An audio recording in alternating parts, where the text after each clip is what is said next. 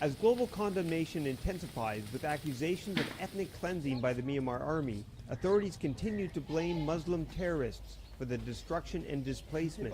In an act of transparency, the government granted access to a group of journalists to visit Hindu villagers who claimed they were attacked by Muslim terrorists. But a check revealed that two of the victims had also posed as so-called Bengali terrorists in photos distributed on social media.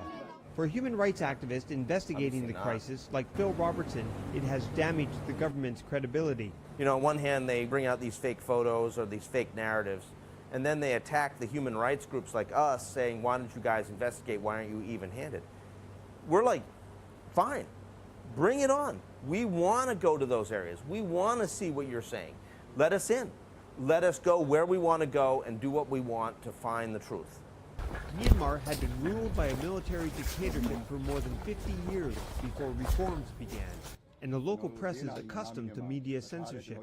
But the added tension of what many see as a religious-based conflict makes information gathering even more difficult in a Buddhist-dominated country.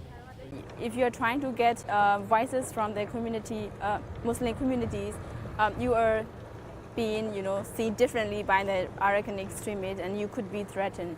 And also, if you want to interview Rakhines, and some people want to say what happened from their heart, but they are being watched by their neighbors, by the police or police spy, and then they dare not to say anything. For decades, the former junta has pushed nationalism as a driving force to oppose the ethnic minorities fighting for semi-autonomy. In Rakhine State, it's a viewpoint shared by many in the monkhood, who are held in high regard by the public. It is an operation of the Bengalis, terrorism. As the numbers of displaced people rise both in Myanmar and Bangladesh, many are wondering if the truth will ever get out. Steve Sanford reporting for VOA from Mung Daw, Myanmar.